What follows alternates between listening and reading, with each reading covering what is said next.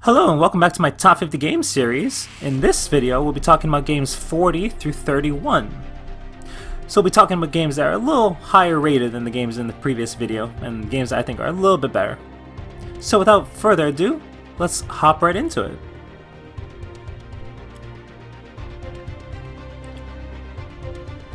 Number 40 is Apex Legends. So I don't really play Battle Royale games, but Apex is actually quite a fun Battle Royale game, and especially since it's free, that makes it even better. All the characters in the game all have their unique abilities. They all have a certain skill set that you need to use the character properly, which is why I sort of stick to one character, Bloodhound. Mainly because I'm not that great at the game, so I don't want to waste a character like Wraith. I'll stick with the little worse character, Bloodhound, and let someone else who's better than me use Wraith. Apex isn't as generic as a game as, say, PUBG. The landscape around the entire map is unique. All the characters are unique, like I said. All of the weapons are different. I'm more of an R301 and G3 person myself, but I'm also love me a R301 or a Spitfire. Those are always pretty good too. I also love the fact that you don't have to use voice comms or like chat within the game to communicate to your teammates. They were the first game to really make a easy and unique ping system to use, rather than having to listen to your toxic teammates or, read their insults in chat. You can just ping enemies, ping items without even having to talk to them, which is really nice. But there's not really much else for me to say about the game. It's pretty fun and it's free. The microtransactions are creeping into the game slowly, but most of them are cosmetic only. So if you're worried about buying a weapon skin or a weapon charm or something, then yeah, you'll have to pay. But it's not quite to the point of pay to win yet, which is good. So it is technically still free to play. And you won't have an unfair experience if you don't pay money. But yeah, go check it out. It's pretty fun.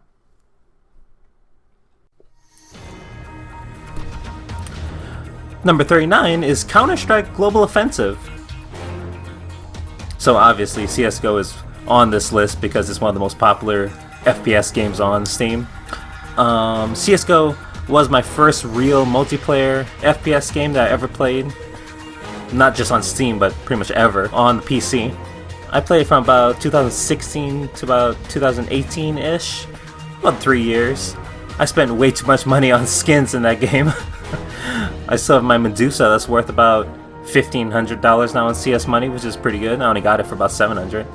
But I spent money on, knives and stuff like that because skins equal skills. I'm gonna tell you right now, the M4A1 Mecha Industries is still a sick looking skin. I really need to buy that one again. So there's not really much to say about CSGO. It is this sort of quintessential skill-based FPS game. The reason I stopped playing it was just because of the toxicity in matchmaking. Like, it's nearly impossible to win a match, especially if you're solo queuing. If you're playing with friends, then it's a lot better. But if you're just solo queuing like me, I just play whenever. I'll play a CSGO match. It is just awful. Every single teammate you get wants to purposely lose, trying to team kill you the entire game, just spewing insults the entire round, giving away your position. So it makes it a complete waste of your time to play the game in solo queue. But again, like I said, if you're playing with friends, this game will be a lot better and you'll have quite a lot of fun with it, especially trying to rank up. So yeah, that's all I really need to say about CSGO. It is one of the most popular FPS games on Steam for good reason. If you're playing with friends, I would say, obviously you probably have it in your Steam library. Go play it, but if you're playing solo, don't really waste your time.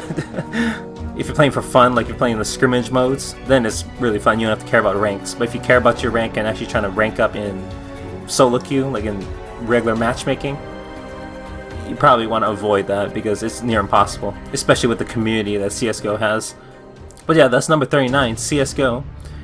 I didn't deduct too many points from it because of the toxicity that I mentioned, so it's still on this top 50 games list, even though I don't really play it anymore. But yeah, go check it out. All things your Lord and Savior, Pablo. Fuck Pablo. Thanks to bomb defuse. Too easy for the Geforce. retarded, but I love you, man. Number 38 is Rocket League. So, I should let you know right from the start that I'm not a very good Rocket League player. I personally just find the game pretty fun, but I'm not good at it. The gameplay that you're seeing right now is from my first match in months using a controller, so I had no idea how to control my car, how to use boosts or anything. But anyway, I like Rocket League because it's a pretty unique game. It's not a generic FPS or MOBA game like League of Legends or Call of Duty. You're basically playing soccer with cars is the easiest way to describe it. There's a surprisingly high skill ceiling within the game. Just learning how to do aerial boosts on their own is an entire skill set that you need to have. That's not even including scoring the ball on other players or defending your own goal. Just boosts. It takes an entire regimen of training. But it's pretty fun, and you generally don't have to talk to your teammates in the game, which is nice. You don't have to deal with their toxicity just like in Apex Legends. There are radio messages that you can use, saying that you're going to go to score, you're going to defend the goal, you're getting boosts, stuff like that, so you can just use that rather than actually having to talk to them over comms. It's pretty fun. I would definitely recommend checking it out. I don't play it a whole lot, but when I do play it, it's pretty fun and enjoyable. I know the game is going free to play sometime this year on the Epic Games Store, I believe. So some people don't like the Epic Games launcher, but you will be able to get Rocket League for free, which is nice. The monetization is there in the game. There are crates and not so much keys anymore, but blueprints they call them, that you do have to buy to unlock certain skins and charms and antennas and stuff. But those are basically completely cosmetic, sort of like the Apex Legends skins. So you can completely ignore them and not pay anything, and you'll be able to play the game just fine. It's not a pay-to-win game yet. Hopefully it remains that way on the Epic Games Store.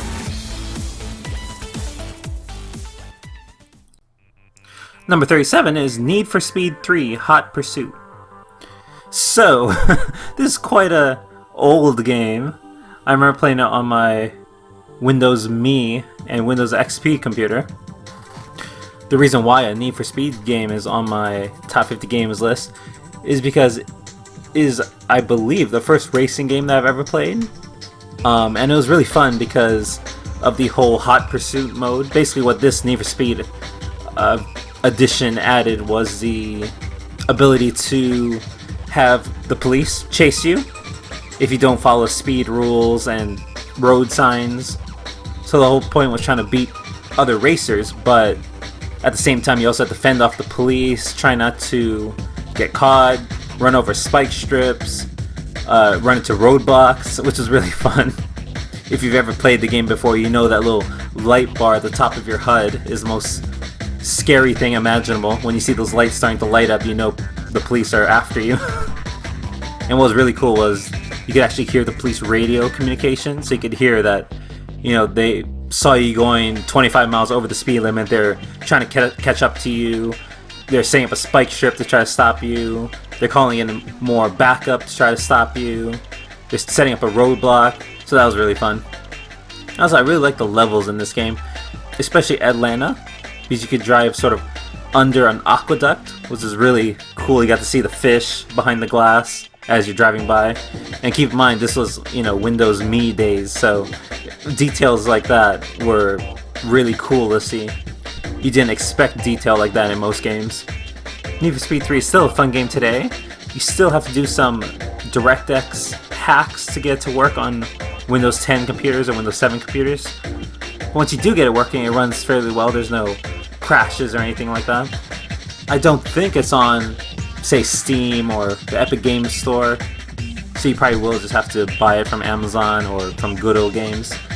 But if you do get a chance to pick it up, I would really recommend it, especially the Hot Pursuit mode. The racing mode is sort of just average, just a standard racing game, but the Hot Pursuit mode makes it really fun.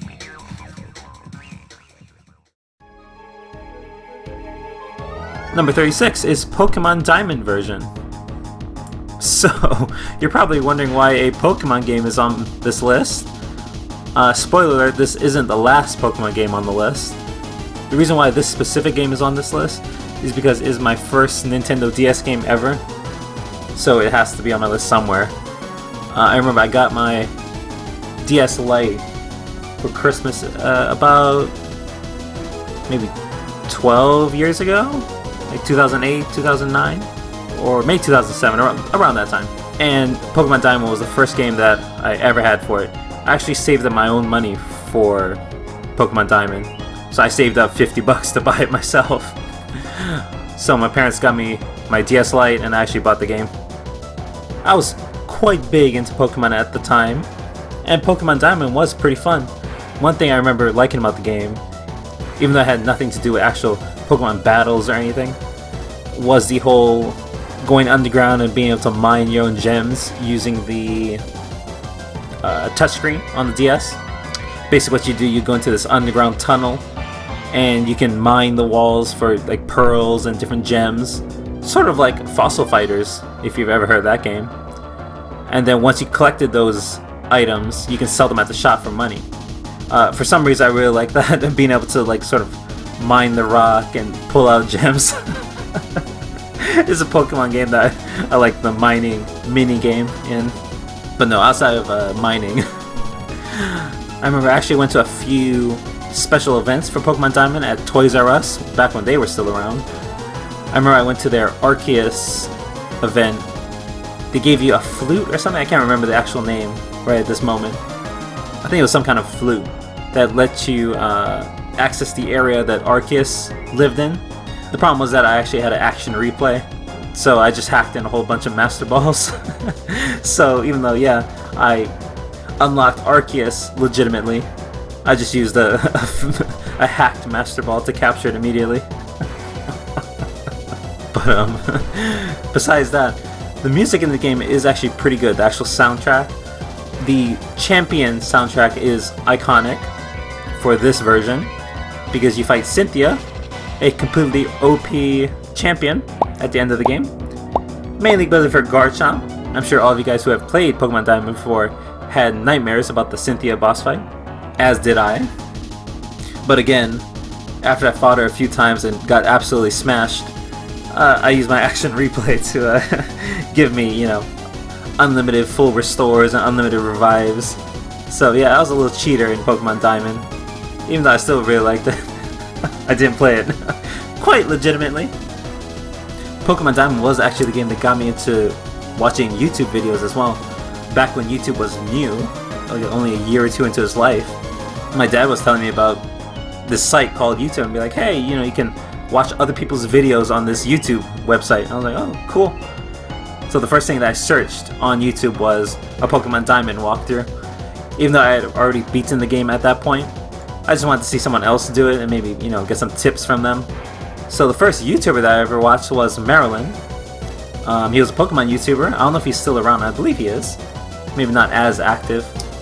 But yeah, if you're wondering what the first YouTube channel I ever watched on YouTube, it was Marilyn. I actually went onto his website after a few of his videos where you could request to battle him and his you know, Pokemon team using Pokemon Diamond's Wi-Fi battles feature. I never got to battle him. Of course, he's a YouTuber. He's not going to play some 10-year-old kid with a bunch of hacked Pokemon. But yeah. Oh, I completely forgot about the Global Trading Center. I use that a lot. That was really fun, being able to actually trade for the first time. Before Pokemon Diamond, you had to use a link cable between Game Boy Advance consoles, or handhelds I should say. And I really didn't have any friends at the time, so I could never use a link cable with anyone else. So the Global Trading Center was the first time I could actually trade with other real players, and that was really fun. I would always post ridiculous trades, like, you know, a level 1 Rattata for a, you know, level 50 Garchomp. You probably know why I didn't get many trade offers. But yeah, that's my history with Pokemon Diamond. It's pretty fun if you want to check it out. Mainly it's more of a nostalgic and historic game for me rather than being really, really fun. Even though I did enjoy it a lot, I mainly remember it as a nostalgic experience, being my first DS game ever.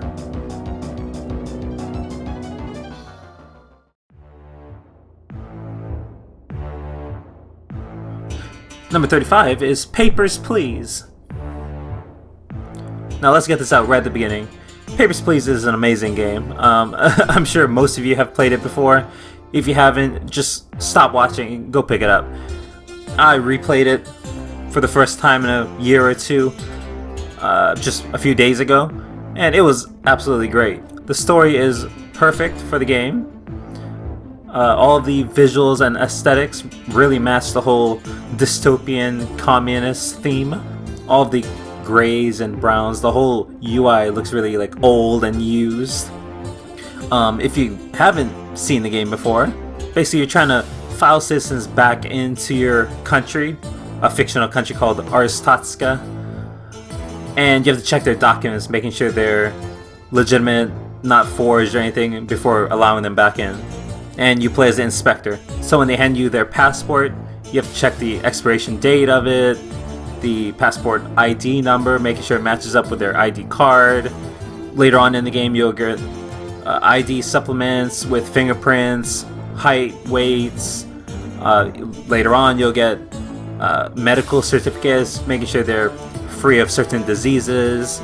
You have to make sure that they took all of their required vaccines before allowing them back in. You have to make sure all their documents aren't forged with a false stamp or incorrect issuing city, for example.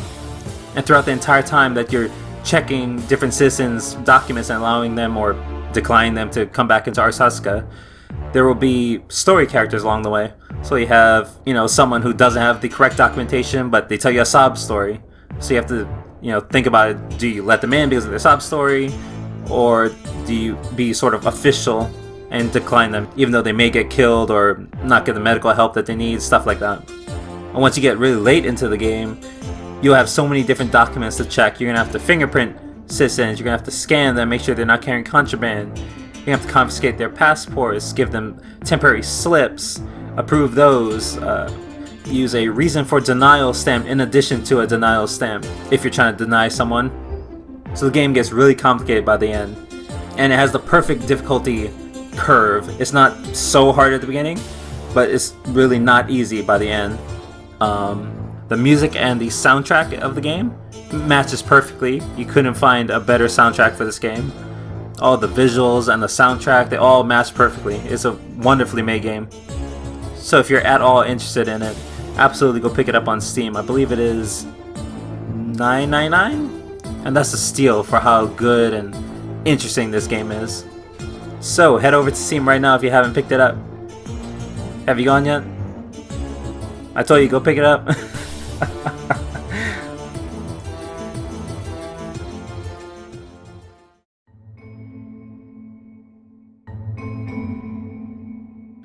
Number 34 is The Beginner's Guide.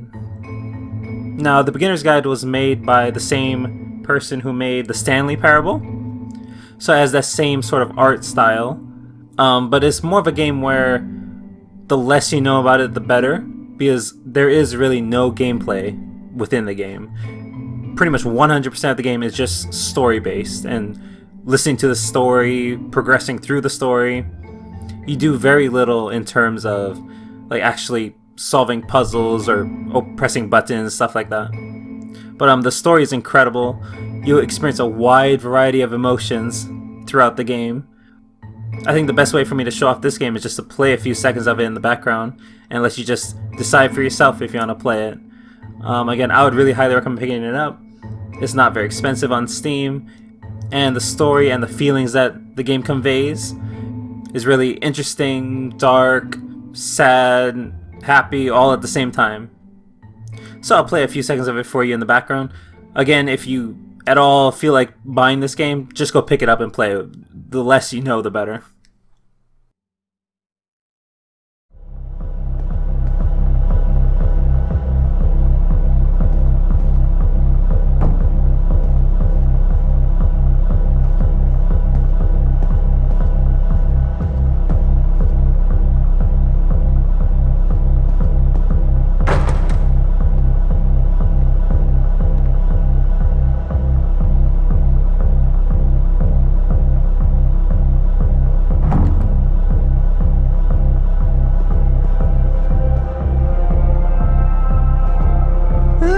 there's a bit more to this one, but still it's not really communicating anything. It's kind of just weird for weirdness' sake.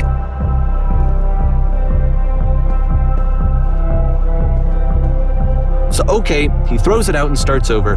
This time he comes at the prison idea from a different direction.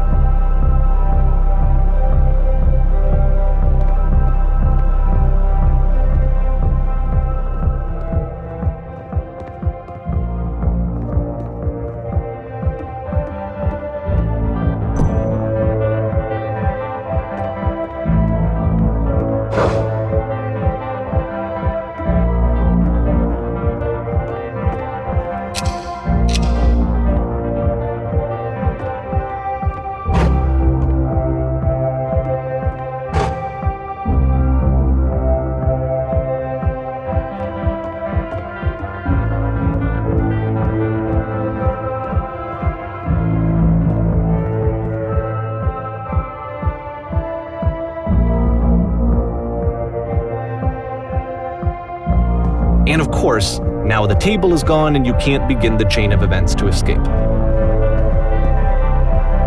Here's a version where there are no bars, but you can't actually get to the well. And then a version where the inside of the prison is the outside and the outside is the inside. Let me just blink you real quick through a few more of these. I mean, he really unloaded on this prison idea. There's nearly a dozen of them. Personally, I think it's awful to watch this, to see a person basically unraveling through their work. And for what? Like, at what point do you just go, maybe there are game ideas other than this prison that I could be working on? But Coda doesn't have that voice telling you to stop, that particular mechanism of defense against yourself. Without it, you just spiral. And so he keeps going and going and going and going and going, and then he hits on something. And he likes it. And that's it. He's done. He stops making prisons. This is the very last version of the prison game that he created, and the reason I think it works is that the prison is not actually in it.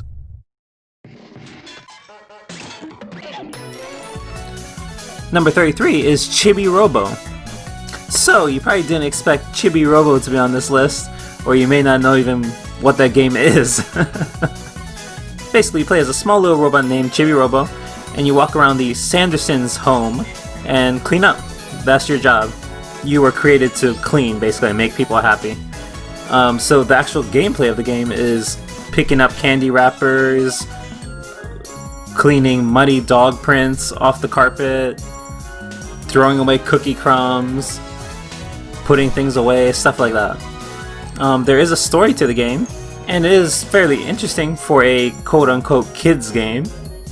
One of the things I absolutely loved as a kid was the hamburger minigame at the very end of the game. Basically, you walk around a little grill surface and cook meat. The meat patties themselves have numbers on them that change the longer they cook. So once they get to number 3, I believe, you take them off and put them on a bun to the side of the grill.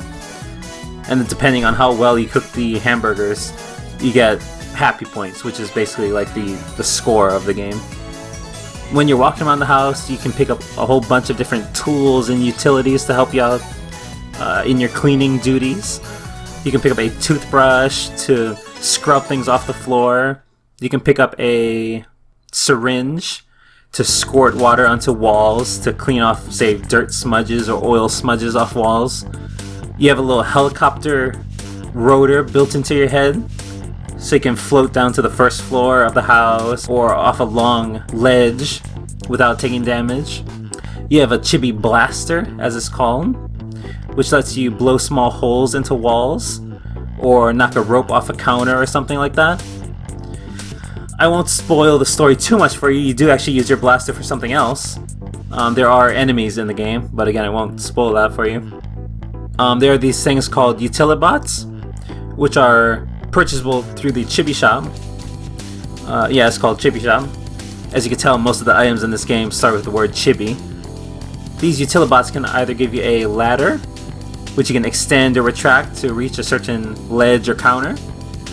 There are Warp Utilibots, which lets you just warp straight to another location. Or Bridge Utilibots, which lets you cross a large gap, or go onto, say, a table in the middle of the living room without having to climb all the way up it. So you can move these things around, get to different places, stuff like that. You do have a sort of health bar. Basically, your health slowly wears down automatically, and you have to plug yourself into a wall outlet to sort of recharge, since you are technically a robot. If you run out of energy, you'll just pass out right on the ground wherever you're at, and your sort of companion television will take you back to the chibi house and recharge you. But you'll lose some happy points, you'll lose some money, so you don't really want to do that. You want to stay fully charged while you're cleaning up. This game is really just about running errands, like cleaning. The entire game is cleaning. But it's surprisingly fun for just being a game about errands, basically. And the art style and the characters are really memorable. They all have their own personalities. But if you get a chance, definitely try it out. You may not think a game about cleaning is fun, but it is quite interesting once you get into it.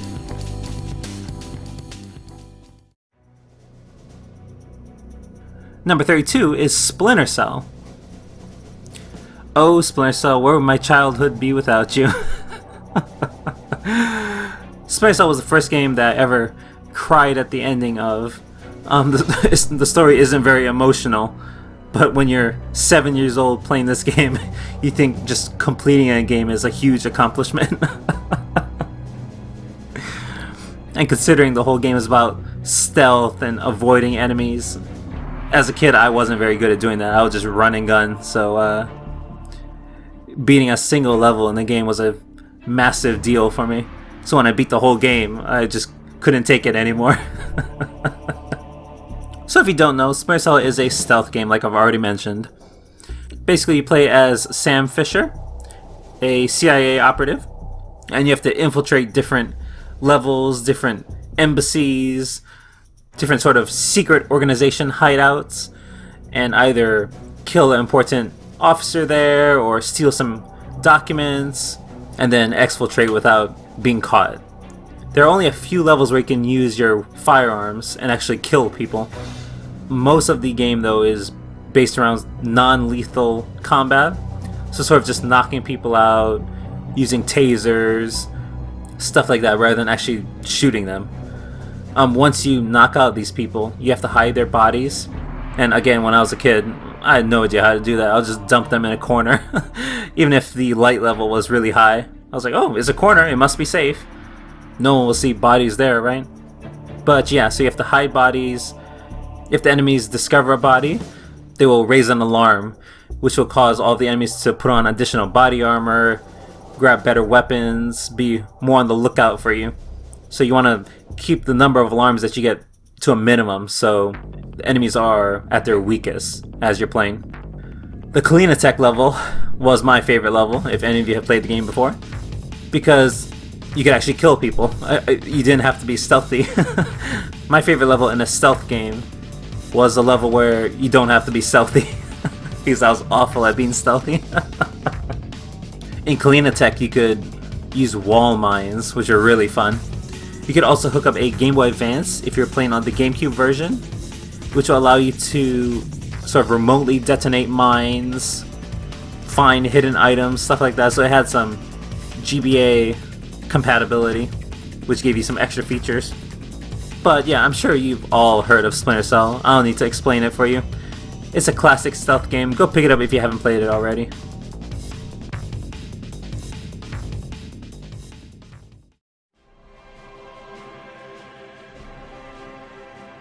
And lastly, for this video, number 31 is War Thunder. Now, I have to insert a massive disclaimer here. When I refer to War Thunder, I'm talking about the ground vehicle tank mode of the game. I could care less about the air battles or naval battles mode. And also, the portion of the game that I'm talking about is the World War II vehicles portion. Again, when you get to the modern vehicles, it's really not that fun anymore, because when you get to the modern vehicles, they can all one-hit kill each other, so it's not really that fun. It's just whoever sees each other first will get the kill, basically. So when I'm talking about War Thunder, I'm talking about the World War II portion of the ground vehicles mode. I don't really play any of the other modes. But enough of that. Let's actually talk about the game. So the game is quite fun. It's just a PvP tank game, really. If you couldn't tell, World War II games are sort of my thing. I grew up with them, I played them since I was a kid, so those are my favorite types of games. So War Thunder really satisfies your craving of being able to finally use a World War II tank to fight other tanks. I know in like Call of Duty and Medal of Honor, they have sort of short tank minigames where it's just a short little level, you drive from the beginning to the end and shoot a few things. War Thunder is sort of like that, but all the time, and on different levels against actual human opponents. In this game, the damage that you do to other vehicles is sort of modular. There are different components of a tank that you can hit. So if you say hit its fuel tank, you won't instantly disable the gun, but you may will stop it from moving. Or if you hit the engine, you'll stop it from moving, or the transmission. If you hit the turret ring or the gun breech, the gun won't be able to fire, but the tank will still be able to move. So it's not just just shoot the tank wherever and you'll instantly get the kill. You actually have to aim for the different weak spots of each tank. Say if you're in a Sherman and you're facing a Tiger, you probably won't be able to penetrate the Tiger's front armor. So you actually have to aim for the driver's slit, which is a lot less protected, or the left side of the tank rather than its front, because that's where its ammo rack is. If you penetrate there, you'll detonate its ammo rack, killing the entire crew.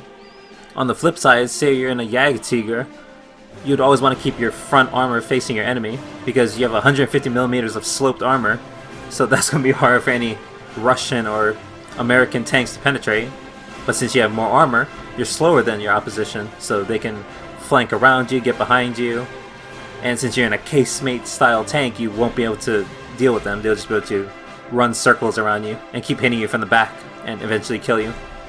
I tried World of Tanks a few months ago, because World of Tanks is sort of the direct competitor to War Thunder, and it really kind of sucked. I mean, there was no skill at all involved, because there's a lock-on feature in the game for some reason. Maybe it's just the mode I'm playing or whatever.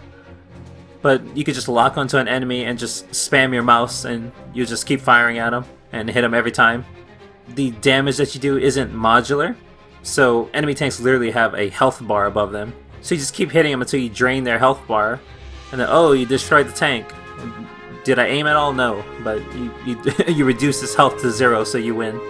It seems a lot more like an arcade game, where you play for fun just to see how many kills you can rack up, because it's so easy to get them. Unlike War Thunder, you will get one-shotted a lot, and you will get pissed off a lot. Because you'll be getting hit from enemies you can't even see, because they're 1,000 meters away hiding behind a bush. Only their turret is sticking out, you can't even see them. Oh, and I also forgot to mention that War Thunder isn't quite pay to win yet. There are premium vehicles and free vehicles in the game, since War Thunder is free to play, so they have to make their money somewhere. So really, a lot of the vehicles that you really want to use, like say the Calliope or the Nebelwerfer, really popular vehicles such as those, are locked in the premium vehicles section of the game, where you actually have to pay, say, $20 or $30 to unlock the vehicle, which is kind of ridiculous. But most tanks are in the free vehicle section, which is nice. Unlike World of Tanks, which is basically just pay to win, because in World of Tanks there are these things called premium shells. So if you want to use APCR rounds, you actually have to pay for them with real money. And once you use them up, you actually have to buy more. Unlike the standard, APC-BC shells that you get, which just sort of replenishes as you play. There are some shells like APCR, like I mentioned, a few heat shells that you actually have to pay for with real money, which is just pay to win. I mean, whoever has those APCR shells will just wreck anyone without them. Especially if they're in a premium vehicle as well. They're going to have more armor and a more powerful gun with better ammo. Unlike in War Thunder, where all the ammo is free to use once you unlock them, just by playing. The only thing locked behind a paywall in War Thunder is a few premium vehicles, like I mentioned. But I think that sums up War Thunder. If you like tank games, definitely check it out. I haven't played the air battles or naval battles mode, so those modes may be fun as well. I don't know. If you want to check it out, feel free to. Maybe you're more of an airplane person and you can play the aerial battles mode. But yeah, that's War Thunder. So that's all the games for this video. In the next video, we'll be talking about games 30 through 21. Slightly more heavy hitters that are slightly higher on my favorites list. I hope to see you then. In the meantime, feel free to leave a comment or add me on Discord. I'll leave all that information in the description below. If you want to get in contact with me and talk about some of your favorite games, we can definitely do so. So have a great day.